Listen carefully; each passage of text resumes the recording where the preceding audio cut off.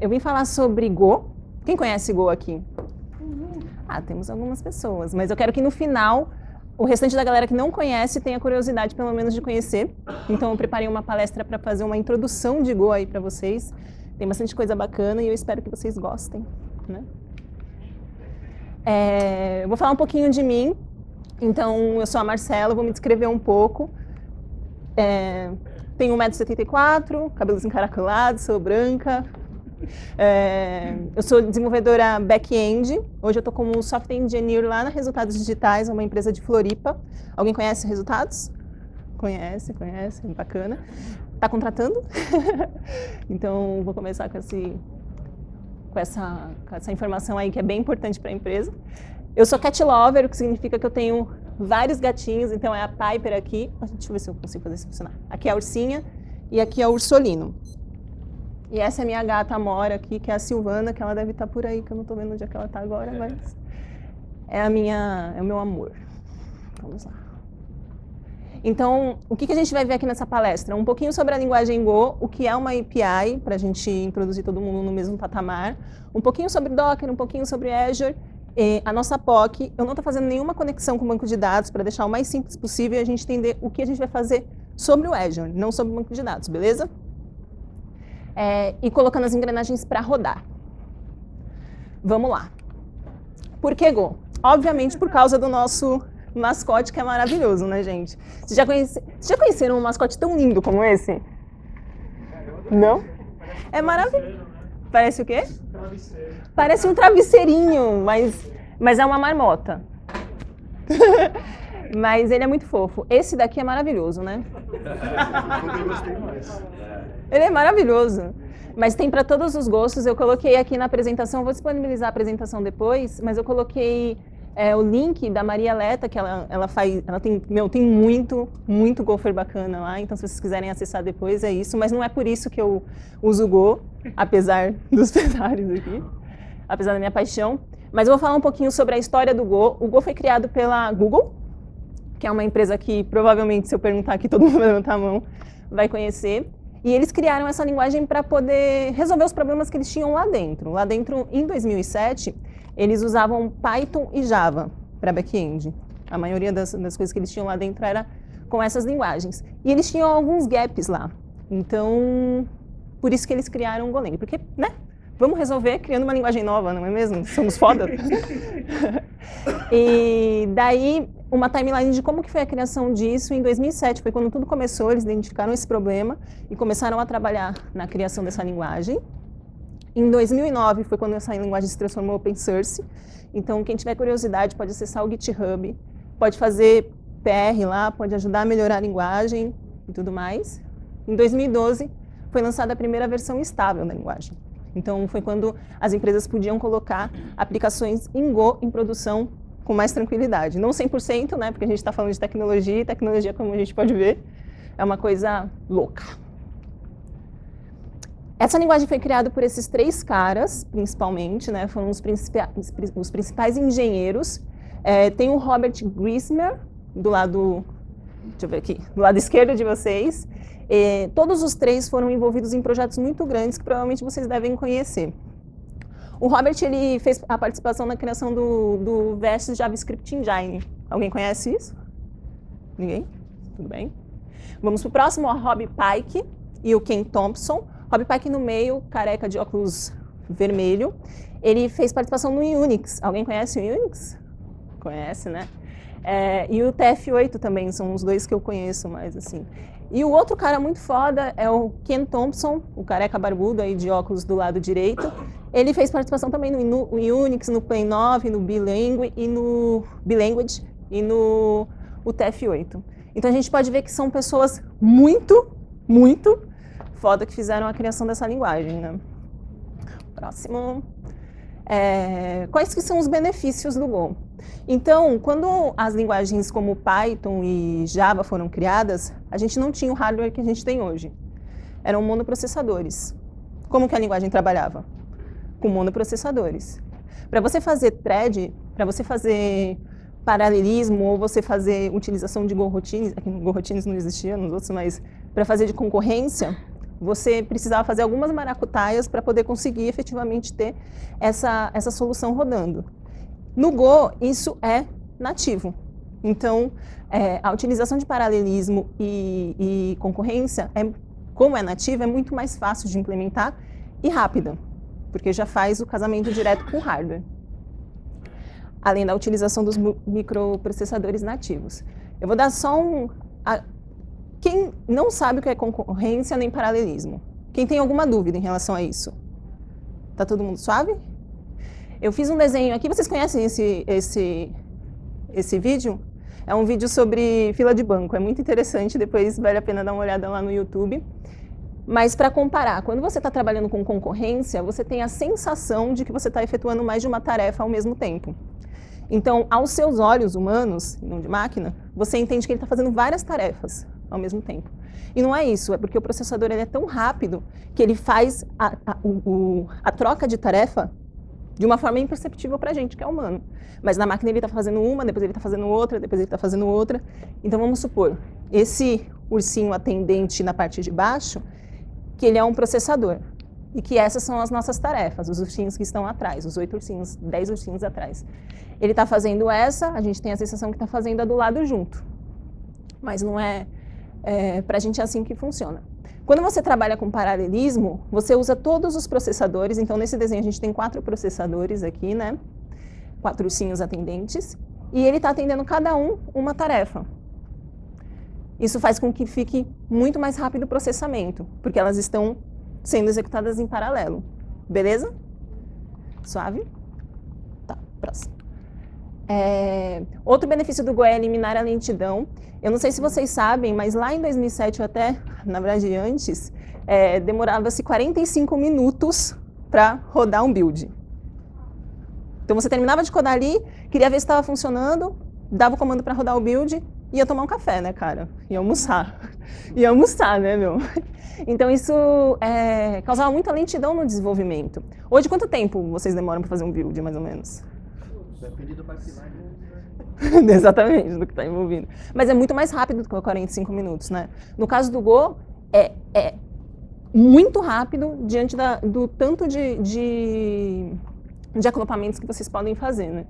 Comparando com Java. Então, tem o paralelismo nativo, que é outro benefício muito bom. Outro benefício é aumentar a eficácia. Ele tem nativo também Garbage Collector.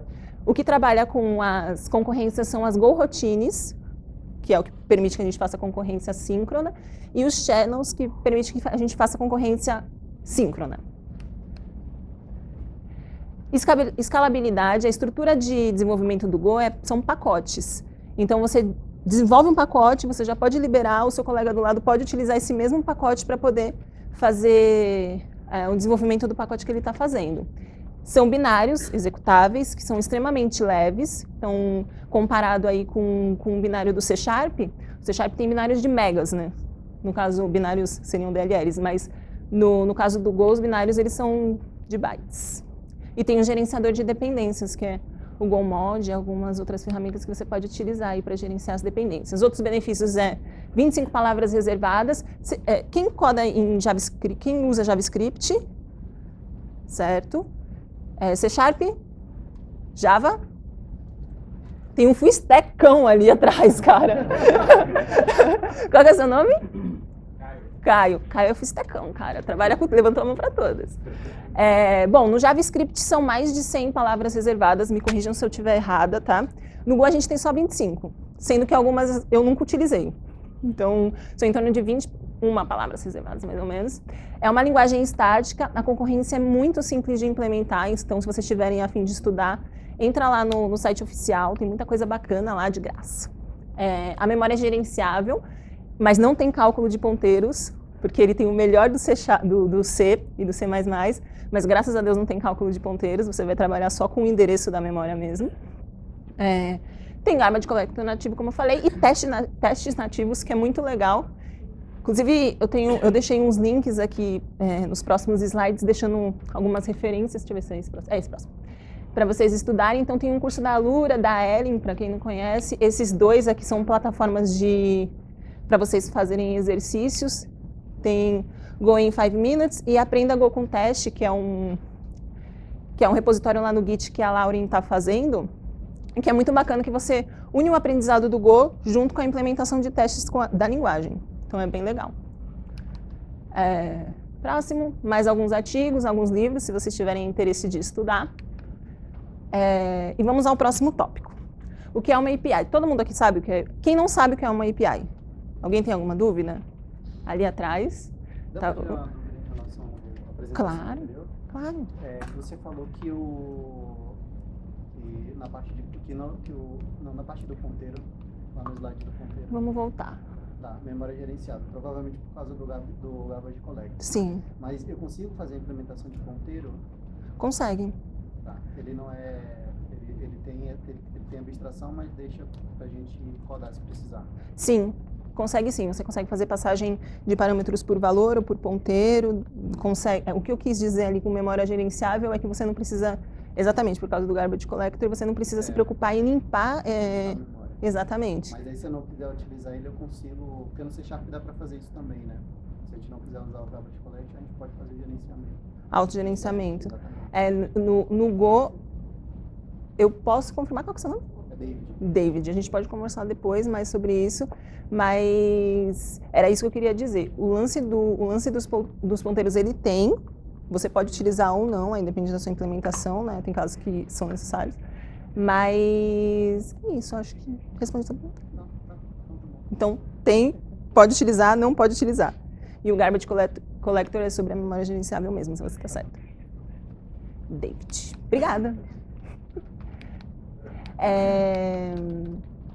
Então, a API eu vou explicar o que é. Nessa imagem aqui, dá para entender que a API ela fica no centro da comunicação.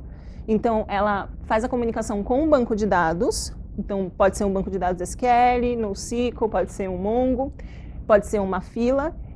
E do outro lado, do lado esquerdo de vocês, mostra que ele faz a comunicação com um ponto final que é o usuário. Então, seria um endpoint. Então, com algum site que vocês entrem, por exemplo, quando vocês entram no Google Maps, ele faz várias requisições para APIs. Então, isso que é uma API. Quando você acessa também um aplicativo no celular, ele faz comunicação com essas APIs e tudo mais. É isso. Ficou claro? Beleza. Docker. Vamos falar de Docker. Todo mundo sabe o que significa Docker? Alguém não sabe?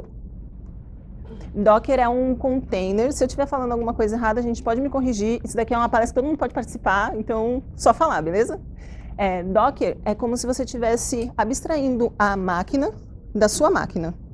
Acho que para entender mais ou menos, dá para entender? Então você sobe uma máquina de outro sistema operacional diferente da sua máquina. E essa máquina ela fica totalmente blindada. Então, você coloca o seu programa para rodar lá dentro e ela não tem interferência dos outros recursos da sua máquina, das outras instalações da sua máquina. Beleza? Alguém tem alguma coisa para acrescentar a respeito de Docker? Tem? Quer falar? Porque assim, o Docker é como se fosse uma máquina virtual sem o SO instalado. Imagina assim, que você quer rodar um banco de dados. Normalmente, o que você faz na sua estação? Você vai lá, você instala o banco de dados e ele concorre com todo mundo. Quando você consegue rodar um banco de dados dentro de uma Docker, ele roda completamente blindado, ou você consegue rodar um container web dentro de uma Docker completamente blindado na sua estação ou na nuvem. E aí você vai escalando, só que lá dentro ele não tem o SO. Aí ele utiliza as bibliotecas nativas do Linux que roda por baixo dele. Então ele é muito mais leve do que um sistema operacional que você subisse numa máquina virtual. Só mais uma coisinha. Seu nome? Dorival. Obrigada, Dorival. Que eu acho muito legal a gente colocar aqui, ele ajudou muito a entender principalmente o que é a diferença de uma VM para um Docker. O que o Docker faz, o que um container faz, é que ele vai pegar o processo e o processo vai estar rodando na sua máquina ainda, no seu processador. A diferença é que, ao invés do Docker permitir que ele visualize, digamos assim, que o processo tenha acesso a todo o seu processador, a toda a sua memória, a todo o seu disco, ele vai dizer para o processo, ó, você tem isso aqui de memória, você tem isso aqui de processador, você tem isso aqui de disco. E aí o processo só consegue acessar aquela parte do processador, aquela parte da memória, aquela parte do disco. Então ele está contido ali, por isso um container. Essa é a diferença de uma VM, porque na VM, na verdade, você tem o hardware emulado mesmo, né? Que nem, desculpa, eu esqueci o seu nome, Dorival. Que nem o Dorival. Que nem o Dorival falou, você não tem o SO todo no Docker. E uma curiosidade aqui, se você rodar algum processo dentro de um container Docker e você der um PS aux lá para ver os processos que estão rodando, se você fizer isso na sua máquina, você vai ver o processo que está rodando dentro do Docker, está rodando na sua máquina também. Isso é bem interessante, aí tem umas outras coisas de segurança que Podemos vale a pena fazer pesquisar. uma palestra de Docker. Depois, numa próxima oportunidade, mas pesquisem sobre isso, que é legal. É muito interessante. Então, a gente, levantando um pouquinho do que o Dorival falou e do que o Munhoz falou, você tem uma economia de recursos virtuais e físicos. Com essa explicação que eles deram, você tem concisão. O que isso significa? Quando você monta uma imagem Docker, você pode passar para o seu colega desenvolvedor do lado e ele vai ter o mesmo ambiente para desenvolver que você. Então, isso é muito legal porque traz velocidade e rapidez no boot, por exemplo. São outros benefícios bem legais. E ajuda muito no deploy automatizado também. É essencial, né? Vou falar um pouquinho do Azure. Então, quem não conhece Azure? Azure é uma cloud, como a AWS, como o Google Cloud Platform. O que significa uma cloud? Você desenvolve o seu programa na sua máquina e quando você for subir, você utiliza a cloud para deixar ele disponível para o mundo. Então, ele serve o seu programa para o mundo, certo? O bacana do Azure é que ele é amiguinho do Linux também, por mais que seja da Microsoft, a Microsoft Azure. É multiplataforma. Ele faz integração com o GitHub, então ele ajuda também, como disse anteriormente, no CI e no CD. É uma ferramenta, tem ferramentas open source lá dentro que você pode utilizar mesmo após o tempo de trial deles. Tem ferramentas como Big Data, Inteligência Artificial e Internet das Coisas, que é muito bacana. E quando você faz o cadastro, você ganha ali para usar em um mês em serviço R$700. Então é muito legal, mas é só um mês, infelizmente. O meu já acabou. E algumas referências, se vocês quiserem estudar depois. É bem bacana entrar e fazer uma POCzinha para vocês entenderem como que é a integração do Docker com a linguagem que vocês trabalham todos os dias. É bem legal. Bacana, vamos finalmente ao que interessa, né, cara? Temos aqui como que vai ser a nossa estrutura do programa. Então, ali no primeiro é o nosso executável, o arquivo Docker, o arquivo Go, que até aqui tem esse maravilhoso mascote, e o README que eu fiz. Aqui é a estrutura. Dá para vocês lerem todos ou não? Tá bem pequeno, né? Tá. Vamos abrir aqui. Opa. Então, Ctrl+. Sobre o Azure, só faltou você acrescentar que é melhor do que a AWS. Treta. Alguém curte a AWS aí e quer discutir?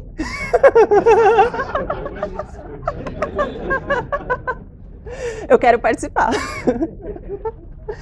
Ó, gente, então a gente tem aqui 36 linhas de código. Com essas 36 linhas de código, a gente está servindo uma aplicação localhost, passando o JSON para essa aplicação. Eu vou diminuir um pouquinho, aí vocês vão me falando se tá tudo bem. Tá tudo bem? Beleza. Então, o que a gente faz aqui? A gente usa algumas bibliotecas da linguagem padrão, certo? Aqui a gente está servindo está criando o servidor, criando a nossa rota, colocando uma mensagenzinha, né? E servindo a nossa rota, beleza?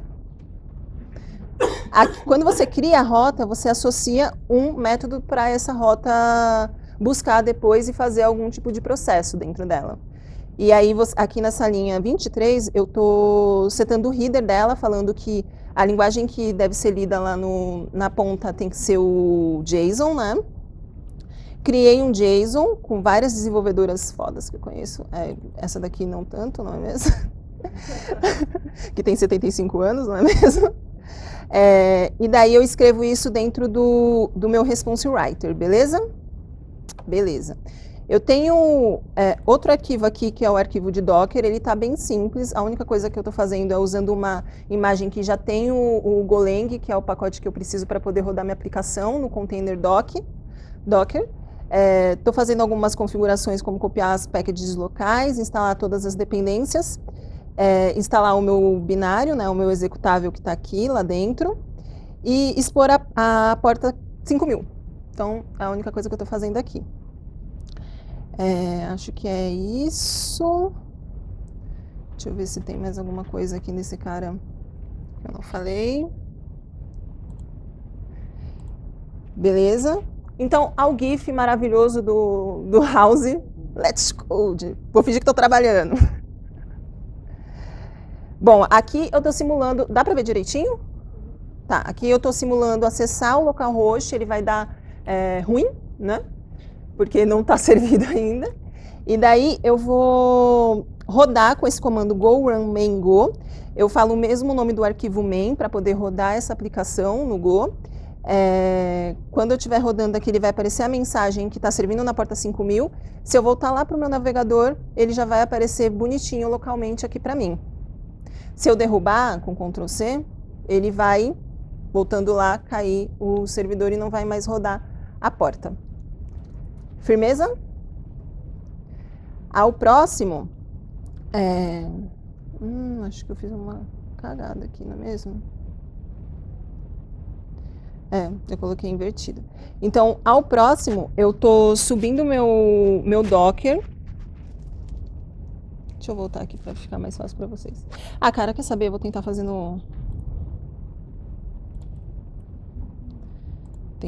aqui para vocês. Essa aplicação ela está no GitHub. Se vocês quiserem depois baixar elas e tentar executar na máquina de vocês suave, só vai precisar instalar o Go e o Docker, beleza? Tá bom. Então, aí aqui eu vou pegar, dentro do README da aplicação, eu coloquei todos os comandos, explicadinho o que faz cada um. Então, aqui eu estou buildando a minha imagem, né? Ela já está buildada aqui na minha máquina. Como que eu sei? Porque se eu vier aqui no Docker Images, ela já está aqui, Marcela Siciliani /Azure Go, que foi o nome que eu dei para ela. Depois eu vou rodar ela em um container. Então, aqui eu estou subindo um container com a minha aplicação. Ó, já está servindo aqui. Você viu que eu não rodei o Go Run na minha máquina agora. Eu subi a aplicação no Docker, ela já está lá no Docker servindo, então quando eu clicar aqui, ela tem que aparecer. Porque lá na porta 5000 do Docker tá conectando com a minha porta 5000. Suave? Gente, eu estou indo muito rápido? Não? Estou indo muito devagar? Sim? Tá, beleza. Vamos lá, então a gente vai descer esse cara aqui. O próximo passo, eu vou estopar o meu container aqui. É um comando que você faz para poder parar o container, tá? Eu já deixei tudo prontinho. Para você usar o Azure, você precisa utilizar o repositório na nuvem da sua imagem Docker. Então, tem um repositório como o GitHub, que se chama Docker Hub. Lá você sobe todas as imagens que você precisa para usar nas nuvens, né? Então, para você usar o Docker Hub, basta você colocar aqui o login, já ter o Docker instalado na sua máquina também, né? Ele faz a autenticação do que precisa fazer. Graças a Deus deu certo. Login é daquele nervoso, né, cara? Aí aqui, com essa linha de código, o que a gente está fazendo? A gente está fazendo, que nem no Git, a gente está fazendo um push da imagem que está local, que já está rodando aqui na minha máquina, lá para o Docker. Então, eu vou colocar ele aqui. E ele vai subir essa imagem. Demora um pouquinho, já existia, como vocês podem ver, porque eu sou uma pessoa precavida. E certo. Então, o que significa? Quais foram os passos que eu fiz até agora? Eu criei a minha aplicação na minha máquina, eu testei para ver se ela estava funcionando na minha máquina, subi a minha imagem Docker e vi que ela estava funcionando efetivamente, subi a imagem Docker lá para o repositório do Docker Hub, beleza? Próximo passo é dentro do Azure, tá? Então, tem o portal Azure aqui. Eita, nossa! Foi alto. Eu já estou logada no portal Azure aqui na minha máquina. Esse é o painel, então é por onde vocês vão fazer a criação de recursos, é por onde vocês vão explorar o que a ferramenta tem a oferecer para vocês. Tem muita coisa legal, eu super recomendo dar uma olhada. E aqui na ferramenta eu tenho esse rapaz que é um CLI, né, um terminal dentro da própria plataforma. Então eu estou inicializando ele aqui. Certo, enquanto vai inicializando, eu vou mostrar para vocês aqui na apresentação. porque ele demora um pouquinho para fazer algumas coisas, então acho que na apresentação fica um pouco melhor de mostrar. São 3 comandos que vocês vão precisar para poder colocar essa aplicação na nuvem, depois de todos esses que a gente já fez, lá no Azure direto. Então, o primeiro comando é esse AZ Group Create, que é o comando de criação de um grupo. Sempre que vocês forem colocar uma aplicação no Azure, vocês precisam de um grupo para agrupar todas as ferramentas, tudo que você precisa para determinada aplicação. Vocês colocam um nome, então coloquei name, name dev woman go, e a localização que é West Europe. É importante dizer que, se vocês colocarem Brasil, vai ser uma facada naqueles R$700 lá que eles te deram, porque quanto mais próximo da origem, mais caro eles cobram, obviamente porque vai ser mais rápido. Então, o ideal é que vocês usem outros pontos do mundo para poder colocar a localização. Eu recomendo, né? Mas se vocês tiverem muita grana, cara, se joga, né? Vou falar o quê? Onde você quiser. Não, se vocês tiverem muita grana, ainda assim coloca lá o West Group, pega essa grana e usa para outras coisas. Dá para mim se vocês quiserem também. E aí, quando você rodar, ele vai te passar esse payload falando que foi sucesso, com essa palavra aqui. Muito bem. O próximo, então aqui o que eu estou fazendo é mostrando para vocês como que funciona, como eu já tinha feito o overview lá, lancei o comando que eu acabei de falar para vocês. Eu não vou passar aqui porque todo mundo já viu, né, que deu bom, mas próximo. O próximo comando, aqui com certeza está bem pequenininho para vocês, então eu vou mostrar ele aqui no README. Aqui. Então, o próximo comando é esse daqui, onde vocês estão criando, através da linha de comando, Deixa eu fechar esse cara. Eu acho que está na apresentação também, peraí. Não, na apresentação porque tá.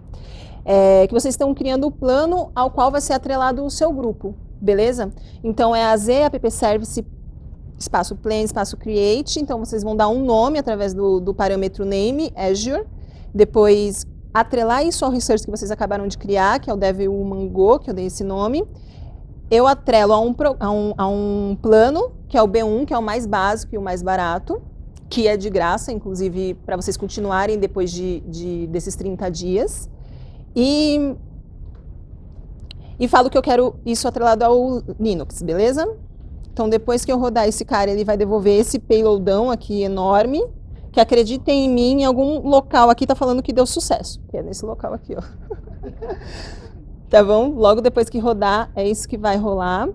Eu deixei na apresentação os GIFs, então depois se vocês quiserem acessar a apresentação para ver como que aconteceu, suave, vou deixar na nuvem também, beleza?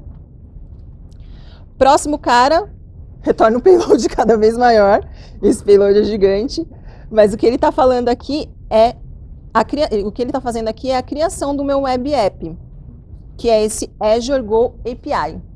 Então, através desse comando, AZ Web Create, eu associo o resource que eu criei, eu associo o plano que eu acabei de criar através da variável plan, eu coloco o nome da minha aplicação, que aqui nesse caso é Azure Go-API, e é aqui que eu falo onde que está a minha imagem de Go que eu subi lá para o repositório do Docker. Beleza? Beleza. Então, depois de rodar esse cara, ele vai retornar esse payloadão aqui novamente. E esse super... Deixa eu ver se eu consigo... acho que eu não vou conseguir dar zoom. Mas aqui nesse payload, ele fala qual que é a minha URL, né? Como que a minha URL está formada. Beleza. Deixa eu ver se ele passa rapidinho para a gente ver. Aqui eu estou explicando os comandos. Boa.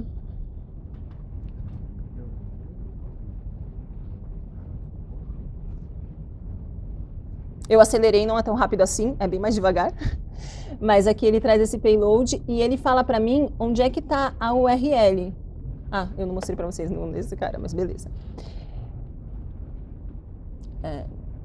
Bom, e é essa URL aqui que está na tela, é azure-api.azurewebsites.net/devas. Se vocês entrarem aí no celular de vocês com esse QR Code, ele vai mostrar o JSON que estava rodando na minha máquina local. Eu vou abrir aqui. Alguém vai usar? Só um minutinho. Eu espero que abra. Se não abrir, desmente. Fala que abriu. Depois eu pago um coffee. Abriu? Aê! Aquele lá depois, hein, cara? Bom, o coffee acabou, era promocional só os 2 primeiros.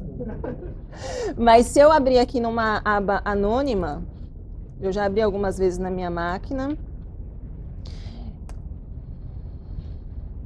Ele abriu o JSON. Beleza? Qual que é o benefício de você utilizar isso, cara? Você poder colocar, você está fazendo uma aplicação front-end, uma aplicação mobile local, e você quer testar se a aplicação está rodando bacana num ambiente diferente do ambiente que você está codando. Sobe para lá. E você não confia muito no seu Docker. Sobe para lá. Vai funcionar bacana. A máquina que eu rodei aqui, essa máquina que vocês estão vendo na apresentação, é um Windows. Mas quando você sobe para lá, ele vai subir dentro de uma máquina Linux, porque eu pedi que fosse um Linux. Também é uma forma de você testar seu ambiente de produção, beleza? Então isso também é muito legal. Você pode passar para o seu amiguinho que está no outro lado da cidade, por exemplo, e aí ele vê se está tudo certo, ou passar para o seu cliente para realizar uma validação e tudo mais. Então é muito legal usar essa ferramenta. Eu super recomendo que vocês, não só da minha palestra, mas não só da nossa palestra, mas que depois que vocês saiam daqui, vocês peguem o que vocês estão aprendendo aqui e tentem fazer em casa o que mais interessou. Porque é esse o valor que vocês vão levar para casa, sabe? Então eu estou deixando para vocês o GitHub, já com essa aplicação pronta, tenta fazer por si só. Estou deixando vários links de referência para vocês conhecerem melhor o Go. É uma linguagem super performática, ela está crescendo cada vez mais. Eu super recomendo que vocês estudem. Está precisando muito de profissional na área e está pagando muito bem. Então eu indico que vocês invistam nessa stack aí. E acho que é isso, cara. Eu vou dar alguns recadinhos aqui para vocês bem rápidos, porque sem mais delongas, né? Tem muita coisa boa pela frente. Para quem quer se envolver mais com a comunidade de Go, a gente está com 2 comunidades. Por enquanto os eventos estão sendo em São Paulo. A gente está tentando fazer a transmissão de alguns eventos, tá? O Francisco ali, que é quem cuida disso, obrigada. E as 2 comunidades são Golang SP, é esse o arroba. Tem também o WWG Sampa, é uma comunidade de mulheres que codam em Go. Então, por favor, eu estou muito feliz de ver muitas mulheres aqui. Gente, vamos conversar, por favor.